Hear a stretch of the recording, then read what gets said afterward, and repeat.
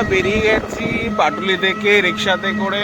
আমরা পৌঁছবো Garia bus stand পৌঁছে আমরা বাস ধরবো 5:30টায় বাস। আমরা উঠেছি 4টে থেকে, কিন্তু বেরোচ্ছি 5টার সময়। আমাদের বাচ্চা পার্টি আছে তো একটু লেট হবে। বন্ধুরা, আজ 31শে মে সকাল 5টা। একটানা ব্যস্ত জীবন থেকে একটু ছুটি নিয়ে আমরা বেরিয়ে পড়েছি এক চেনা অচেনা আবেগার শহর, সেই দীঘার পথে। সকালের মিষ্টি হাওয়া আর ফাঁকা রাস্তার একটা শান্তির ছোঁয়া, সেই শান্তির শুরু পাটুলির বাড়ি থেকে। আমরা টোটো নিয়ে বেরিয়ে পড়েছি গড়িয়া থেকে লাক্সারি বাস নেব, যার গন্তব্য সেই প্রাণের দীঘা। দীঘা শুধু একটা বন্দর শহর নয়, বাঙালির ছোটোবেলার স্মৃতি, ছুটির দিনগুলোর আনন্দ আর অফুরান খুশির এক ঠিকানা। পূর্ব মেদিনীপুরে অবস্থিত এই সমুদ্রতট আর বিস্তীর্ণ বালিয়াড়ি নোনা হাওয়া আর মন কাড়া সূর্যাস্তের জন্য বিখ্যাত।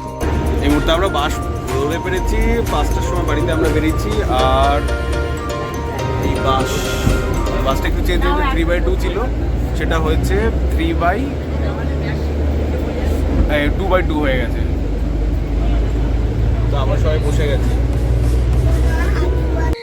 নতুন দীঘা আর পুরনো দীঘা দুটো জায়গাতেই দেখার মতো। সঙ্গে আছে ঝাউবন, স্থানীয় বাজার আর সেই স্পেশাল সাগররূপী খাবার।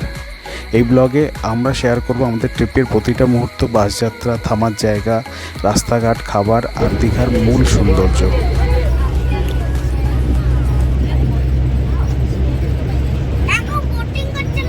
হ্যাঁ, বোটিং করছে। এই ট্রিপে আমরা 6 জন আছি। আমি, অনন্যা, সান্না ছাড়াও আছেন বৌদি আর আমার একমাত্র শালী সুকন্যা, আর আছে দুটো ভাইপো উৎসব আর রিক। বাসে ওঠার পর থেকে শুরু হয়ে গেছে ওদের হুটোপুটি। আমরা পথে কোলাঘাটে একবার থেমেছিলাম, সেখানে চটজলদিতে খাওয়া হলো মুড়ি, ঘুগনি, ব্রেড অমলেট, গরম গরম চপ, বেশ কাঁচা লঙ্কা দিয়ে। তো এটা খেয়ে আমরা আবার বসে গেলাম। সেখান থেকে আরও 2-2.5 ঘন্টা চলার পরে আমরা 11টা নাগাদ ওল্ড দীঘাতে পৌঁছেছিলাম। ওল্ড দীঘাতে পৌঁছে আমরা গেলাম আমাদের হোটেলের দিকে। অনন্যা অলরেডি বুক করে রেখেছিল। আমরা ওল্ড দীঘাতে নেমে টোটো করে নিয়েছি। একটা টোটোতেই আমরা 6 জন হয়ে গেছি একসাথে। আমরা যাচ্ছি হোটেলের দিকে। হ্যাঁ, আমরা পৌঁছেছি প্রান্তিকা ব্যাংকোয়েট। তো আমরা অলরেডি চেক ইন করে নিয়েছি। আর উনি ডিটেলসটা বলছেন, ভিডিও চাইছেন না, দাদার ভিডিও করে দেবো না বললে। ঠিক আছে, বলুন। স্যার, আমাদের চেক ইন টাইম সকাল 11টা, চেক ইন টাইম সকাল 11টা, হ্যাঁ। চেক আউট 10টা, মানে আধা ঘন্টা 1 ঘন্টা এদিক ওদিক হতে পারে। 10-15 মিনিট। 10-15 মিনিট, ওকে। আর সুইমিং পুল সকাল 8টা থেকে সন্ধ্যা 8টা অবধি খোলা। সকাল 8টা থেকে সন্ধ্যা 8টা অবধি, ওকে। আর রেস্টুরেন্ট, আমাদের ইন আউট রেস্টুরেন্ট আছে। রেস্টুরেন্ট ওই যে পাশেই আছে, নামটা কি? সামনে চারু। ওটা আমাদের রেস্টুরেন্ট। আচ্ছা, ওখানে আপনি, ওটা সকাল 8টা থেকে রাত 11টা অবধি খোলা। রেস্টুরেন্টে বসে খাবার খেলে আপনি ওখানে লাঞ্চ আর ডিনারটা ওখানে বসে করে নেবেন। আচ্ছা, যেহেতু এসি আছে ওখানে, আপনি কমফোর্টেবল হবেন। আর স্ন্যাক্স, টিফিন আরও রুমে অর্ডার দিলে রুম সার্ভিস হয়ে যাবে। সুইমিং পুলেও সার্ভিস, মানে ব্রেকফাস্ট আর সন্ধ্যা টিফিন স্ন্যাক্স আরও ওগুলো রুম সার্ভিস হয়ে যাবে। কিন্তু রাত 10টার পরে রুম সার্ভিসটা অ্যালাউ নেই। রাত 10টার পরে ডিনার করে পাবেন। ওটা 12টা অবধি। 11টা। ঠিক আছে, ওকে স্যার। আর কিছু সমস্যা হলে আমাদের নাম্বার কার্ড দিয়েছি, কল করবেন। ঠিক আছে, নাম্বার আমি এতে দিয়ে দেবো স্ক্রিনে। Thank you. আমরা যাচ্ছি রুমে, ম্যাডাম অলরেডি গেছে, আমরা এই যাচ্ছি এখন দেখতে। পুরনো দীঘায় পৌঁছানোর পর আমরা যেটা সবচেয়ে আগে অনুভব করলাম তা হলো একটা সাজানো গোছানো, সুন্দর, পরিষ্কার পরিচ্ছন্ন রিসর্ট আমাদের অপেক্ষায় ছিল। প্রবেশ করতেই একদিকে রেস্টুরেন্ট, পাশে রিসেপশন ডেস্ক, একদম নিখুঁত পরিকল্পনায় তৈরি। মাঝখানে এক টুকরো সবুজ মাঠ আর তার মাঝে একটা বড় আম গাছ, যেন শান্তির ছায়া হয়ে দাঁড়িয়ে। রিসর্টের ভিতরে ঢুকলে বোঝা যায় এখানকার প্রতিটি কোণা সাজানো হয়েছে যত্ন করে। সামনে ছোট একটা সবুজে মোড়া গ্রাউন্ড, আর তার ডান দিকে কিচেন। একতলা থেকে উপরের দিকে বেশ কিছু সুন্দর রুম, যদি লিফট নেই, কিন্তু সিঁড়িটা যথেষ্ট স্পেশিয়াস, তাই ওঠানামা করার জন্য কারোর অসুবিধা হবে না। আর একেবারে ভিতরে রিসর্টের শেষ প্রান্তে রয়েছে এক অসাধারণ সুইমিং পুল। সত্যিই মনটা শান্ত হয়ে যায় এখানকার পরিবেশে। চিলচিলে বাতাস, নীরবতা, সবুজে ঘেরা নিঃশব্দ এক প্রকৃতি, যেন শহরের কোলাহল ভুলিয়ে দেওয়ার জন্য একটা আদর্শ ঠিকানা।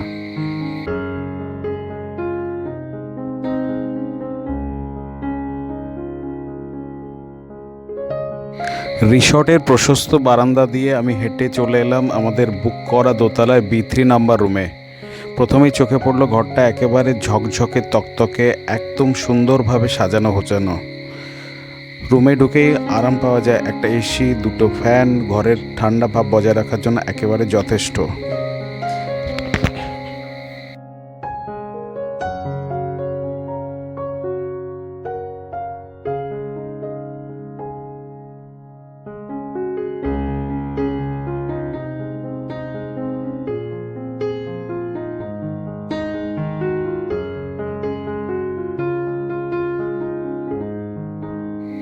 ঘরের মধ্যে রয়েছে দুটো বড় আরামদায়ক বেড, সুন্দরভাবে বিছানা করা। এক একটাতে 3 থেকে 4 জন আরামসে অ্যাকোমোডেট করতে পারে। আর চারপাশে রয়েছে সাজানো ঝকঝকে পরিপাটি করে পুরো ঘরটাকে। দেওয়ালের পাশে লাগানো রয়েছে একটা টিভি, তার পাশেই আছে ওয়ার্ড্রপ, আর নিচে আছে টিভির র্যাক। পাশেই রয়েছে সুন্দর ড্রেসিং টেবিল, তাতে আয়না আলো সহ। আর এক কোণায় রয়েছে বড় একটা সোফা, আরাম করে বসে টিভি দেখার জন্য আদর্শ।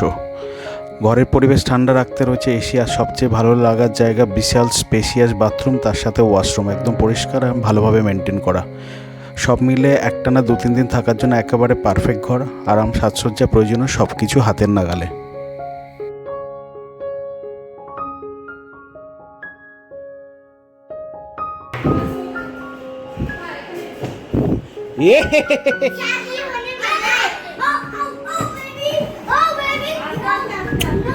বিয়ে করবে?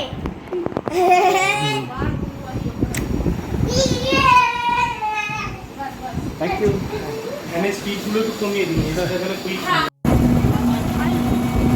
আমরা যাচ্ছি দুপুরে ইয়েতে হোটেল থেকে ওল্ড দীঘাতে স্নান করতে। আমরা একটু আগে পৌঁছেছি, আধা ঘন্টা হয়ে গেছে। তো নিউ দীঘা যাওয়ার প্ল্যান ছিল, তো আবার চেঞ্জ করে ওল্ড দীঘা হলো। এই রোড দিয়ে আমরা হোটেল প্রান্তিকা ব্যাংকোয়েটে উঠেছি।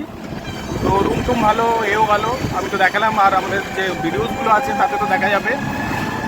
তারপর আস্তে আস্তে আমরা আপডেট করব কী কী আসছে, কী কী করবো আমরা।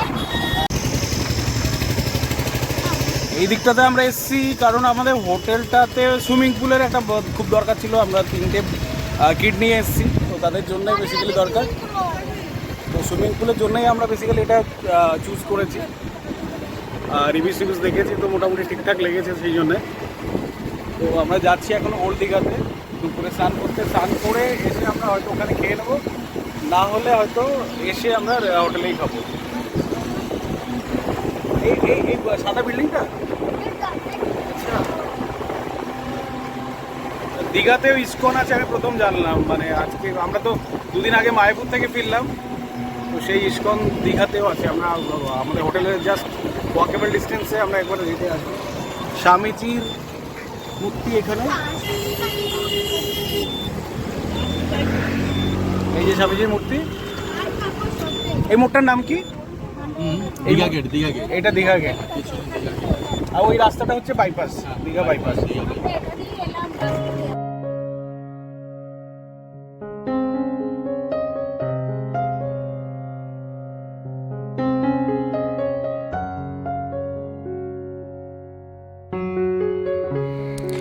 এই মুহূর্তে আমরা দীঘার সিহক হোটেলের পাশের বিচটাতে দাঁড়িয়ে আছি। এদিকটা স্নানের জন্য মোটামুটি ভালো, পেছনে পাতলা ঝাউবন আর সামনে বিরাট সমুদ্রের ঢেউ। তবে এখন প্রচণ্ড রোদ আর তাপমাত্রা একটু বেশি, তাই বেশিক্ষণ রোদে থাকা যাচ্ছিল না। জোয়ার চলছে, গাইডরা সমুদ্রের মধ্যে যেতে ইচ্ছে না, ঢেউ অনেক উঁচু আর নিচে পাথর, দুর্ঘটনার আশঙ্কা আছে। তাই আমরা বাচ্চাদের নিয়ে একটু সাইডে গিয়ে একটু গোড়ালি ভিজিয়ে জলে খেলার মেতে উঠেছিলাম। তারপর সবার সঙ্গে কিছু মজার ফটো সেশন করে স্মৃতির পাতায় বন্দি করার মতো কয়েকটা মুহূর্ত নিয়ে আমরা ফেরত চলে আসলাম।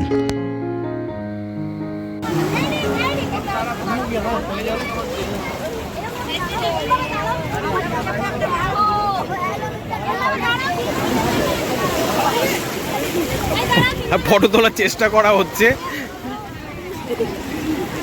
তাকাও, এই ক্যামেরা দেখে কি করছো? ক্যামেরা দিকে তাকাও।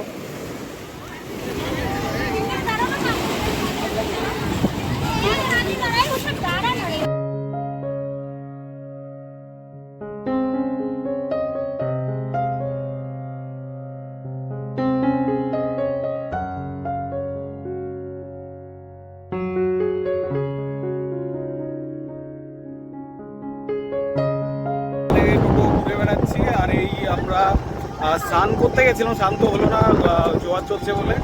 স্নান না করে আমরা একটুখানি জলের সাইডে কিছুক্ষণ বসে বসে আমরা চলে আসলাম। হোটেলে চলে এসেছি, হোটেলে পৌঁছে গেছি আমরা। এবার কিছুক্ষণ সুইমিং পুলে স্নান করে আর করবো, আমরা লাঞ্চ করব। বোধহয় লাঞ্চ করার জন্য আবার ওখানে যাব, এরকম একটা কথা চলছে। পৌঁছে গেছি।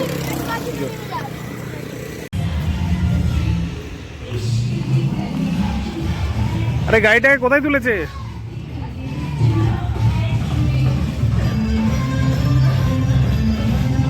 আমাদের সমুদ্রে স্নান হয়ে গেছে। সমুদ্রে জোয়ার ছিল বলে আমরা স্নান করতে পারিনি। আমরা এসছি আপাতত সুইমিং পুলে।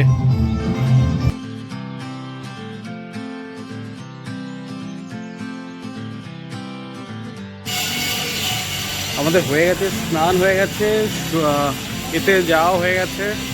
আমরা এবার যাব রেস্টুরেন্টে লাঞ্চ করতে। এই রেস্টুরেন্ট চারুজ, ওপেন টু অল।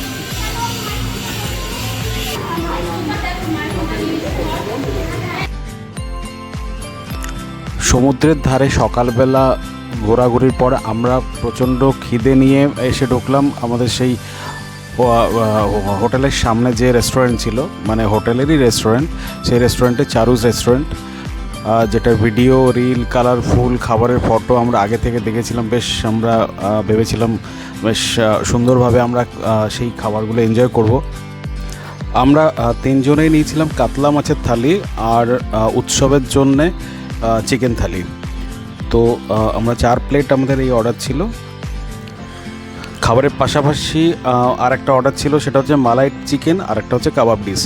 তো এই দুটো আলাদা অর্ডার ছিল। আর যেটা রাইস প্লেট যেটা ছিল তাতে ডাল, আলু ভাজা, পটলের সবজি, ভাত, আর তারপরে ছিল চাটনি, পাঁপড় আর দই। হ্যাঁ, এই কটাই ছিল আমাদের এতে। রান্নার স্বাদ ভালোই, রান্নার স্বাদ খারাপ নয়, কিন্তু সবচেয়ে হতাশাজনক যেটা লেগেছে তা হলো পরিমাণ।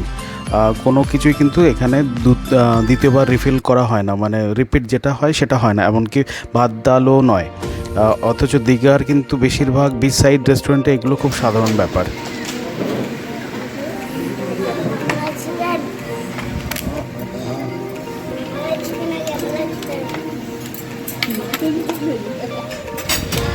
ঠিক আছে।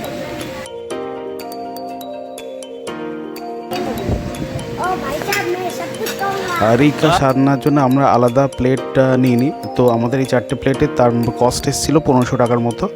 তো মাল্টি কুইজিন হিসেবে এটা একদম খারাপ না, কিন্তু সার্ভিং কোয়ান্টিটি তেমন কিন্তু আমাদের ঠিক লাগেনি। সবচেয়ে বড় কথা, যে রঙিন ভিডিও বা ছবিগুলো দেখে আমরা এসেছিলাম, বাস্তব অভিজ্ঞতা তার ধারে কাছে যায় না। সেগুলো একদমই প্রমোশনাল, মানে বাস্তবের সাথে কোনো মিল নেই। আরেকটা হচ্ছে মাছ যেটা পেয়েছিলাম আমরা, মাছটা কিন্তু ফ্রিজে রাখা 2-3 দিনের বাসি, যেটা আমাদের লেগেছে। যাই হোক, এইসব ব্যাপার। আমরা বাচ্চাদের আইসক্রিম দিলাম, আইসক্রিম দিয়ে আমরা চলে এসে এই দুপুরে আবার একটু ঘুমিয়ে নিলাম। ঘুমিয়ে নিয়ে আবার আমরা সন্ধ্যাবেলা বেরোবো। সকালে আমরা আর্লি মর্নিংয়ে উঠেছিলাম, তো সেই জন্যে এখন আমরা বেরোচ্ছি। সকালে আর্লি মর্নিং এসেছি তো ঘুমটা হয়নি, তো আমরা লাঞ্চ করে ঘুমিয়ে পড়েছিলাম। ঘুমিয়ে পড়ে এখন আমাদের সময় হয়ে গেছে, এখন কটা বাজে? 8:30 বাজে। মানে 8টার সময় আমরা ঘুম থেকে উঠেছি, আর এখন হালকা ভিজে ভিজে হয়ে আছে, মানে জল টল পড়েছে, হয়েছে, তার জন্যে হালকা বৃষ্টি হয়েছে, ভিজে আছে। তো আমরা যাবো একটুখানি সি বিচে যাওয়া হয়নি।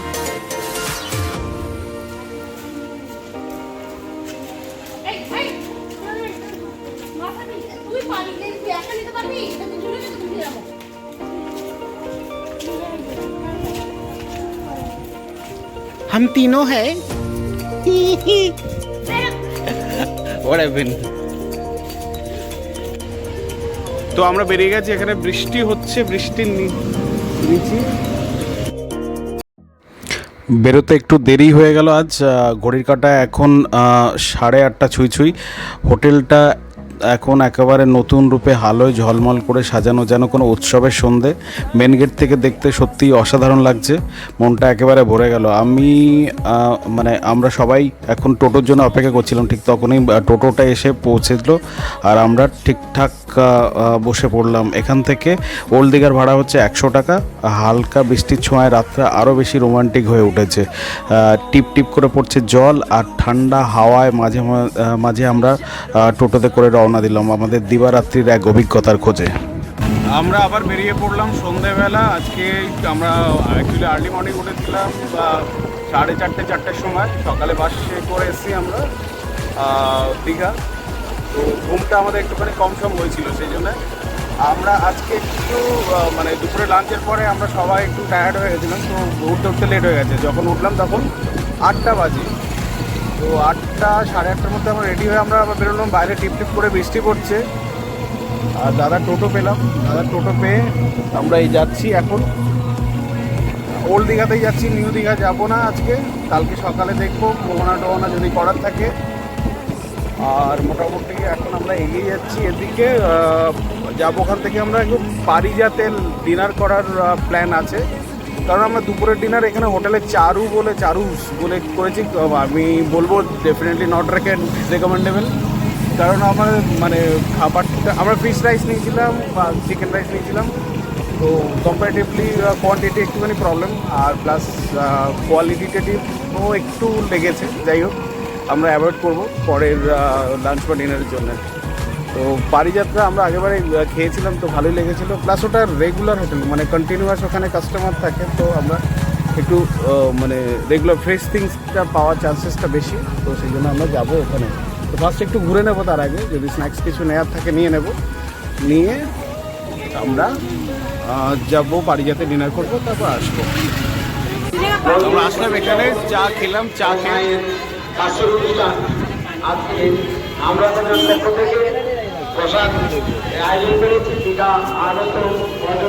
চা খেয়ে আগে যাচ্ছি। বৃষ্টি হচ্ছে, একটু একটু ভিজে হয়ে যাচ্ছি। যাই। Chicken momo piece 50। আমাদের মায়ের প্রসাদ গ্রহণ করুন। প্রসাদ দেওয়ার পরে নির্দিষ্ট জায়গায় আমাদের দেবে 6 পিস চিকেন দাও, চিকেন।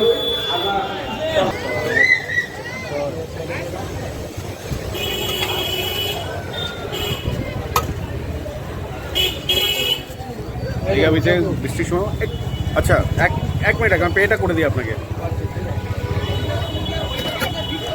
টোটোকে নেমে একটু ঠান্ডা লাগছিল, আমি আবার চা খেলাম। চা খাওয়ার পরে আমি এই মোমোটা নিলাম।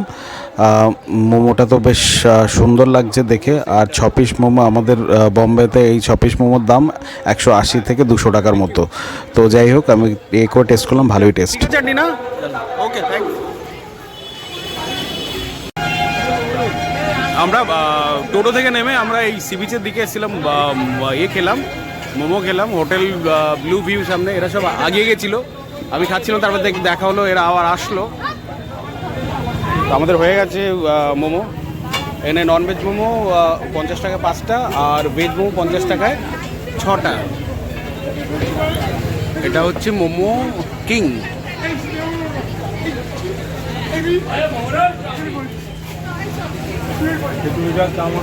ভালো রুমালি রুটি और এদিকে চাইনিজ। চারটে চিকেন নিয়েছিলাম আর একটা ঠান্ডা জল নিয়েছিলাম। কত হচ্ছে গো? চারটে চিকেন মোমো আর একটা ঠান্ডা জল। 1 লিটার 220 অম্বরীশ হইন না? ঠিক দাদা, এর আগে তো অনেকবার এসেছি আমি এখানে। না, আমি মুম্বাই থাকি, আসি না আমি এখানে। আমি এসছি 1-1.5 বছর আগে এসছি হতে পারে। হ্যাঁ, অবশ্যই এসছি, তাই না? ভিডিও দেখেছেন হয়তো। Thank you.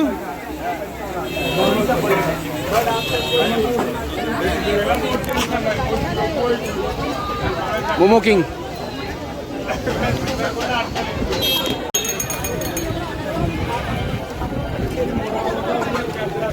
ওকে পারিজাতে আসতে বলো, পারিজাতে।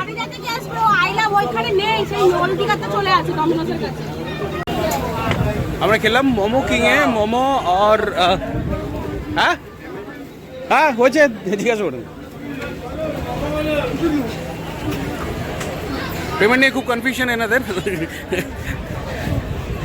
আমি খেলাম 4টে, আমরা 4জনই ছিলাম, 4টে মোমো খেলাম। দুর্গারা কোথাও হারিয়ে গেছে পাতা নেই, ওখান থেকে ফোন করছে, হাঁটতে হাঁটতে চলে গেছে সেই আই লাভ দীঘা ওই দিকে।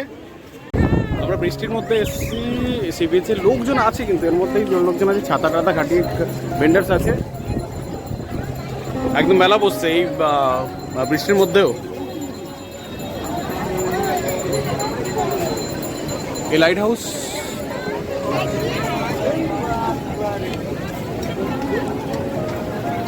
লোকে শনিবারের ভিড়টা মানে এইসব বৃষ্টি বৃষ্টি মানছেই না। আর এদিকে সমুদ্রের জল একদম উপরে।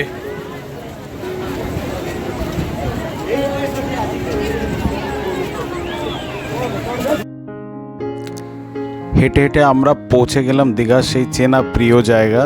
আই লাভ দীঘা লেখা সাইনটার ঠিক সামনে।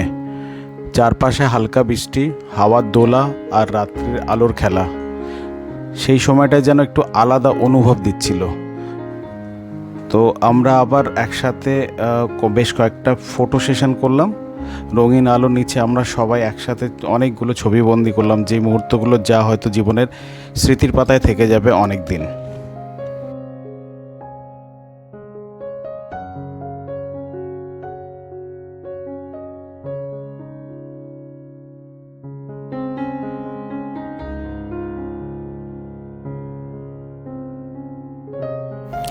আমি তখন ভিডিও নিচ্ছিলাম, মনটা যেন নিজের মতো করে কিছু কিছু মুহূর্তকে ছবি তুলে রাখছিল চুপচাপ। সমুদ্র সত্যিই এক চুম্বকের মতো সবাইকে টেনে নেয় নিজের দিকে। সেই টানেই তো আমরা সেই সুদূর মুম্বাই থেকে ছুটে এসেছি এই দীঘার বুকে, শুধু একটু ঢেউয়ের শব্দ শুনবো বলে, শুধু একটু মন খুলে নিঃশ্বাস নেব বলে। কিছুদিন আগে আমরা গিয়েছিলাম দমন, সেখানে সব কিছু সুন্দরভাবে সাজানো পরিচ্ছন্ন, কিন্তু সমুদ্রের জলটা ছিল অনেকটা নিচে, ঢেউ কাছাকাছি ছিল না, তাই প্রাণও ছিল না, মনে হচ্ছিল কিছু একটা কম আছে। তাই তো এই দীঘা ঢেউয়ে ভরা, ছন্দে ভরা, এতদিন পরেও এত মানুষকে নিজের দিকে টানে। এই ঢেউ, এই হাওয়া, এই মুক্ত আকাশ, সব মিলে দীঘা যেন এক জীবন্ত অনুভব। এখানেই মনের ক্লান্তি ভেসে যায়, একটুখানি শান্তি পাওয়া যায়।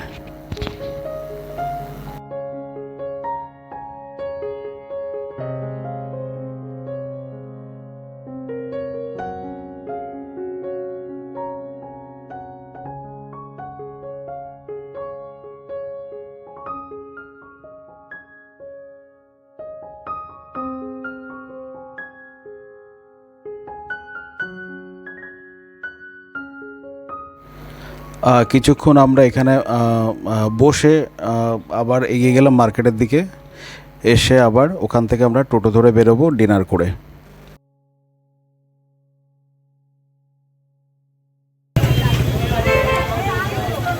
আমরা লাকি আমরা আজকে এখানে প্রসাদ পেয়েছি কালী মন্দিরের, আর টেস্টটা কিন্তু অসাধারণ। আমরা খাচ্ছি,